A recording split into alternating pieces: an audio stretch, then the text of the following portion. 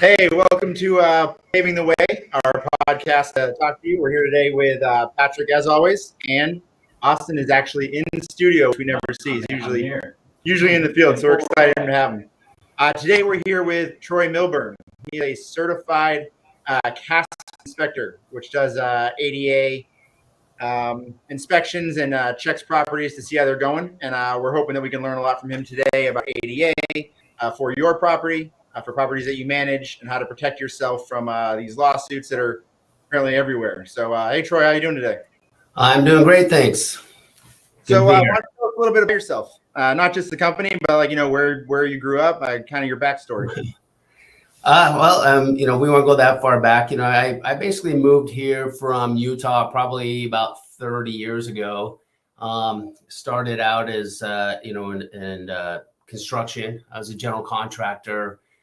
Started with my father. We had a company we grew. I was a general contractor. My main client probably back then was KFC. So we were running around building, remodeling, doing conversions for the KFC, A&W, or Taco Bell. So they were doing the 2-in-1s for a while. We, basically just the commercial construction. And then, there was a time where, the Sacramento area started just getting hammered by the ADA lawsuits. And my client KFC was one of them, just like any other fast food. So it was kind of interesting that, since I had done all this work for them in construction, they would get me involved and on, trying to update their facilities. And so it was interesting that when that started, they had hired the gentleman. He was at the time, the CASp program wasn't around, and his title was, he had on his business card, a forensic architect. And, here I am, a young contractor, and I'm like, whoa, look at this guy. He pulled up in his sports car and dressed nice, and his forensic architect. And he's running around with his smart level and measuring stuff and checking stuff and showing me, and hey, yeah, this needs to be 8.3% slope, and this needs to be truncated domes, detectable warnings here and there. And, I kind of followed him around on a handful of projects. And then he started referring me as the contractor to do the work. And so I would be at one project, and a guy across the street would run over and say, hey, we just got a letter from Scott Johnson. We want to, can you come over and tell us what we need to do and help us out? And so I would be over there working on something. Another guy would come up, hey, you're the ADA guy. We need to talk to you and come over. And so I really kind of got involved in all of this through construction in the beginning. And eventually, we went through 2007, something like that. The economy took a dive. The construction business was just terrible at that point. And so I would go to businesses and they would ask, but the lawsuits were still coming. So the clients, they would, hey, tell us what we need to do, give us a price. And so I'd go there and write about everything and design, and then I'd give them the price to do it, and they'd take my designs and then give it to their nephew or their cousin or someone else, because they, to help them out and give them work. And I'm like, well, that kind of didn't work out for me. I just gave them all the answers to the test, so. Yeah, we've had a lot of experience with that, actually. Yeah. You get a lot of experience with that as contractors, because they're you're telling them a lot. Yeah. Who's this guy, Scott? I think you said his name was Scott Johnson. Oh yeah. No, the Scott Johnson. He was one of the guys that has a high number of lawsuits, the ADA lawsuits around, and most people have heard of him, especially in Sacramento. But he's literally terrorizing San Jose right now. Kind of moved his operations there, but there's many of. What does someone like that do? Like, can you kind of explain to us, because I've heard of these guys before too. What do they actually do? What do they do? Well, a guy like Scott Johnson, he kind of has an MO, right? He runs around and. Yeah, he's changed his MO throughout the years. In the beginning, he basically would he had, I don't know how much I can say about someone personally, but at the same time, I mean, he had a little team of people who would go around with him. They would take pictures of parking lots and curb ramps and signs and stuff like that. And then he would basically mail them a letter that was very, kind of an unofficial letter. I mean, it had a stamp on it and his name, and you open it up and said, we tried to visit your establishment. It was non-accessible. I'm going to file a lawsuit in 60 days if you don't reply back. And most people would just pay him cash and then he would go away. Yeah. We've actually heard of that a lot too. Yeah. Is that a good move? Is that a good move for someone, or is that, I mean, if they just pay him, they're still liable though, right? Like they're still not fine. Yeah, it didn't fix the barrier, but he just kind of went away. And so it was kind of, they've changed the laws on how that can be done now. So those laws have changed, and so he can't just go filing or give a threatening letter to someone, and it literally a complaint has to be filed through the courts with a licensed attorney, and so they have skin in the game too. They have to pay the court fees, they have to pay all that stuff, so they can't just start throwing letters in the mailboxes of every business and strong arm them for money. So they kind of changed it a little bit, but it's still out there. It's still rampant and difficult, and it probably even more difficult for the business owners once it does happen. Okay. What's looking for when he shows up? Oh, let's not talk about him. Just in general, what would an inspector person like that look for when they show up at a project? Like, what's the first thing they're looking at? So the first thing they look at is, the parking. In fact, the truth is they go on Google Earth and they could see most everything they need to see right off the bat. I mean, I get calls on a daily basis, and someone will, hey, I'm getting sued and don't understand why. And I'm like, what's your address? I look at, I can Google it, and I'm like, okay, yeah, well, I got a pretty good idea, what they're looking at. And because once they can see it, they write down the address and they just cruise down the street and can, it's pretty easy from Google Earth to see if there's the domes, the 88 truncated domes. So it depends. It's funny. It's,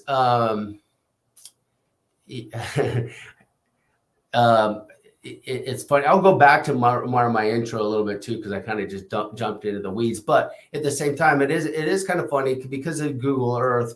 You can see elements of what barriers they might face. So, like, say that I'm just using Scott Johnson as an example. He is a paraplegic. He's wheelchair bound, and so the barriers that affect him are steepness of ramps, change of elevations, door thresholds, pounds of pressure on doors, missing parking signs or non-compliant striping, stuff like that, because that's a mobility issue.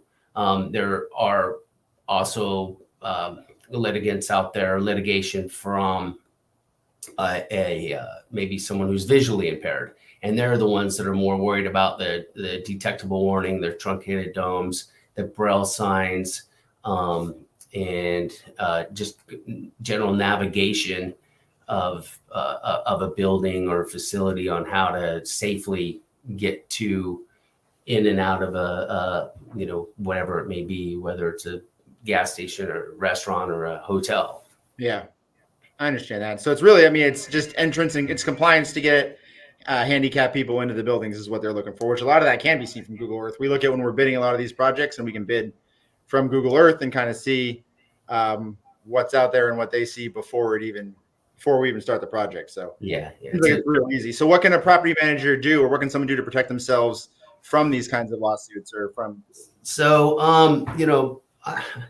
I always tell people that your best protection is through compliance, right?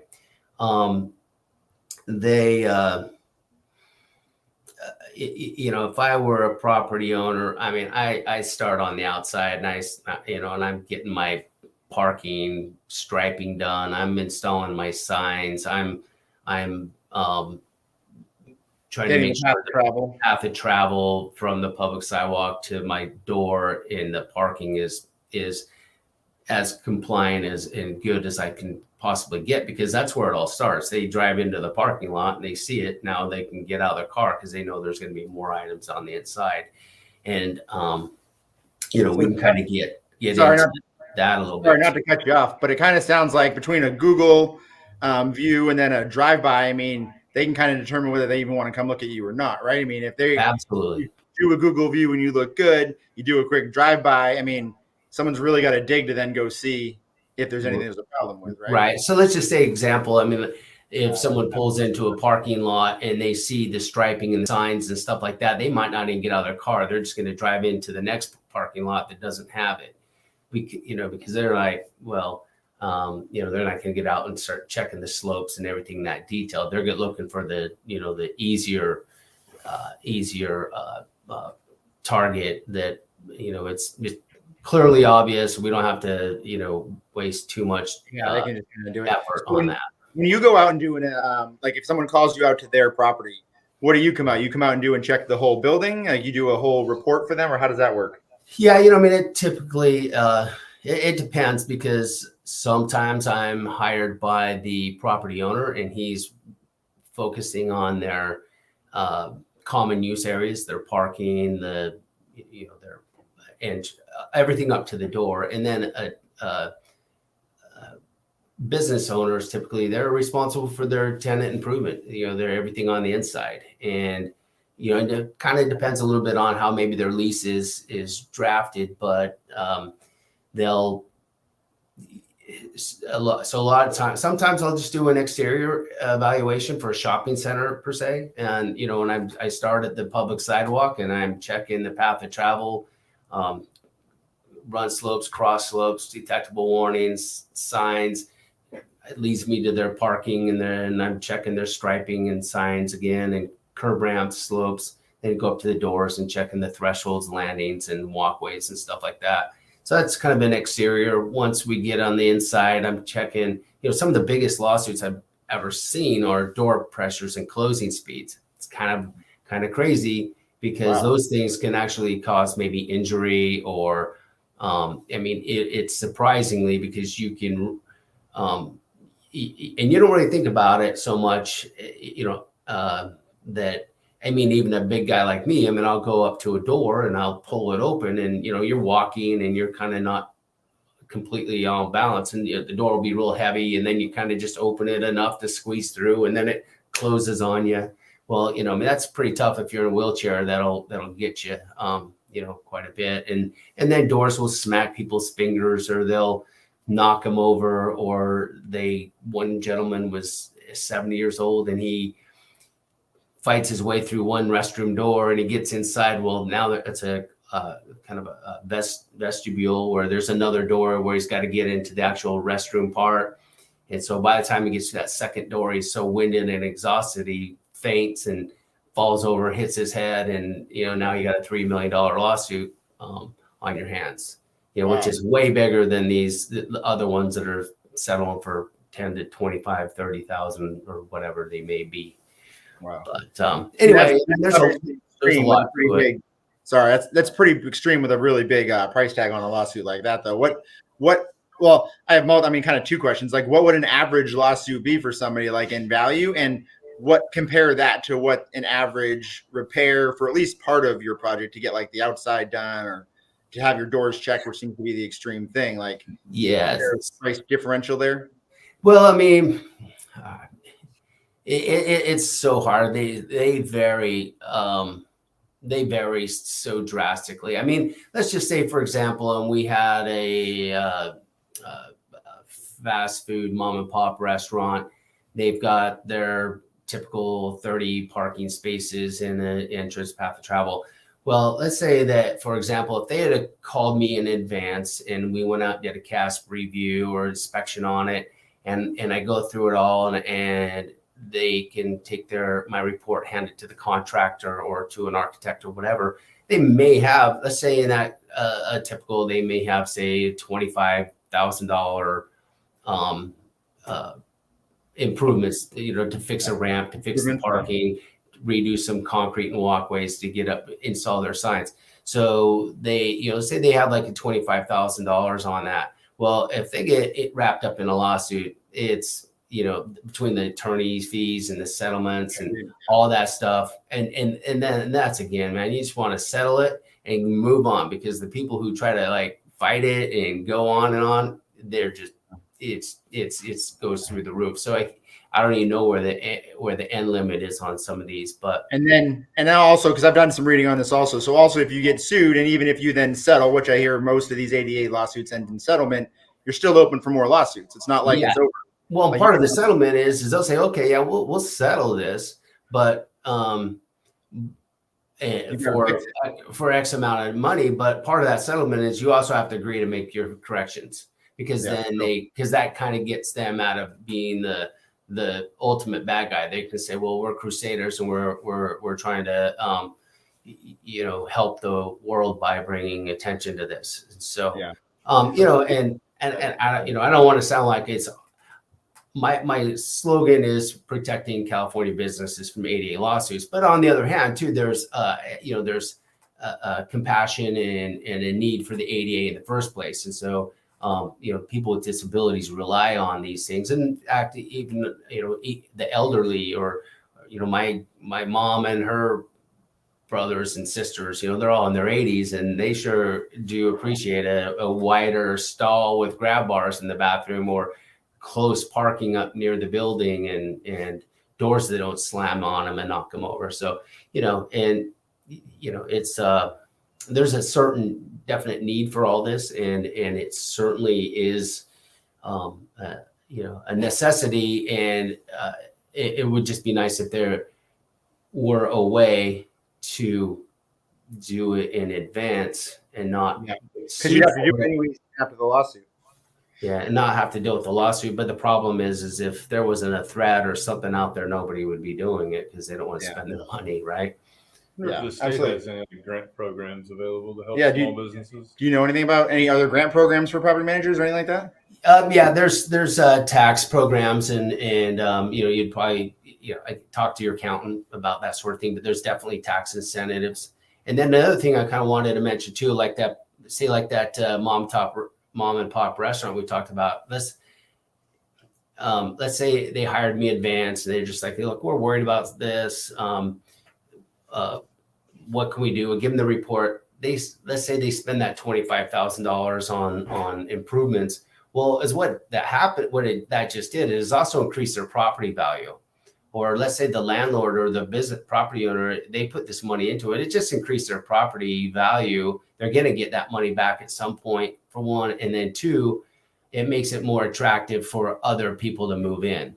And I mean, if I was moving into a business, and that's one of my notes here, is one of the reasons for an inspection is for like a pre-purchase of a building. If I'm going to buy this building or this property, I want to know what it is. If I got a pre-lease, for a pre-lease, I have a client that they moved in, they signed their lease, they moved into a building, and it was like an old Orchard Supply Hardware or Lowe's. I mean, the building was huge, and they were doing a kind of a remodel, they were doing a facility that had for like gymnastics and stuff like that. So they dumped like $800,000 into this project, and they're pretty close to being done. And all of a sudden they got red tagged. The building department said, "What are you doing? And how much is So then like, you need to get a CASp inspection." Well, the problem is they went for your tenant improvements, you have to spend at least 20% of your construction costs goes into ADA improvements. Yeah. And then unless your project goes over the valuation threshold of 180,000, and then you really don't have a limit on what you have to spend on your path of travel. So this guy who just spent $800,000, if you do the math on that, he's like, I don't have, $200,000 in my budget to redo this parking lot, and now my whole plan is done. It's shot. My budget's gone. I don't, And you have a hard time opening. And at that point, you've been red tagged. They're not going to even let you open. Like you can't get an occupancy. And it was a bad day for them. Yeah, no, I understand that. So I have a question for you. I think we're getting close on time here, but I got one more question that I want to ask you. So I did hear rumors back before that. So if I'm a property manager and I do get a CASp inspection, like say I have you come in and do an inspection, and after that point, someone comes in and says like, "Oh, you're not compliant," and they're talking about lawsuits. Does having this CASp inspection done show me taking the original steps to trying to remedy the situation and kind of protects me from lawsuits too, or is that just something that I made up or heard? No, I mean there is definitely some protection for the value of having the CASp on that. There's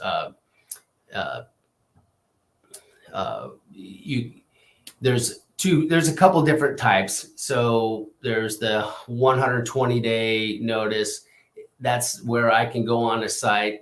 They basically, owner agrees in advance that we're going to, the CASp is going to come out here. He's going to give us a report, and we're going to fix everything in that report in 120 days, and then we'll get a reduction or a stay on our on the lawsuit. Then there's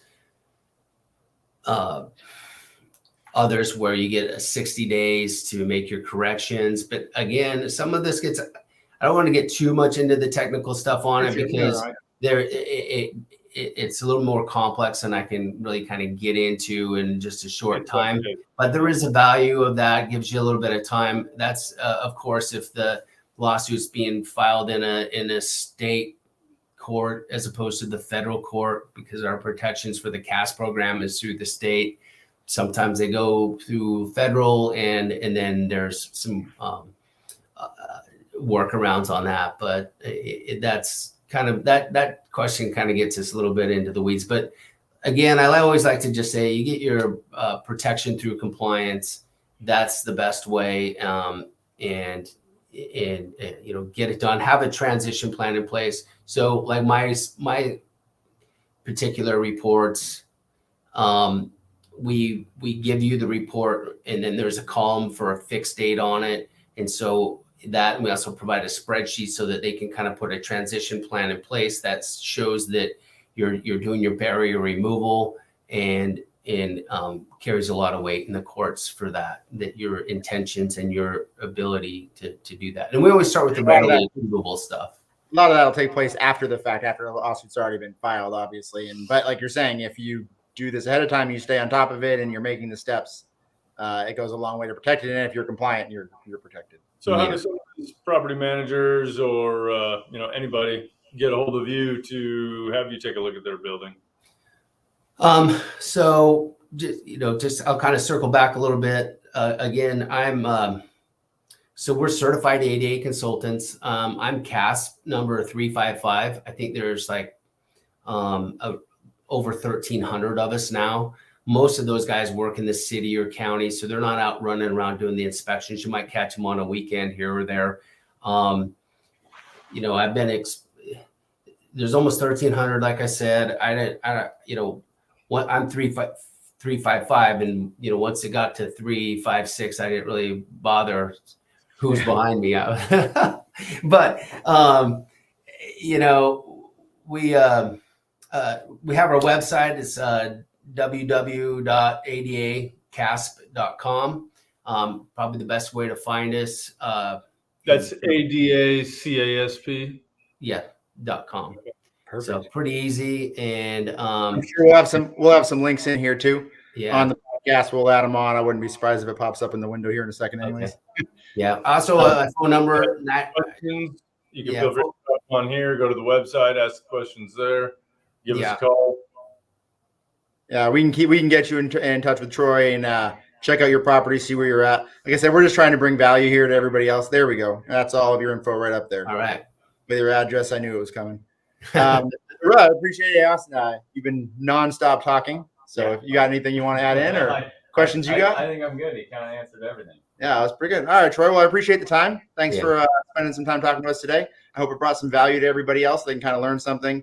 Maybe we can get some people protected and prevent some of these lawsuits. So don't forget to check us out on, that's your part. Where do we go? Instagram. Yeah. Instagram, Facebook, LinkedIn, YouTube, our website. bm-builders.com. I look forward to seeing you in 2 weeks for our next podcast. Thanks everyone for tuning in. Have a good day.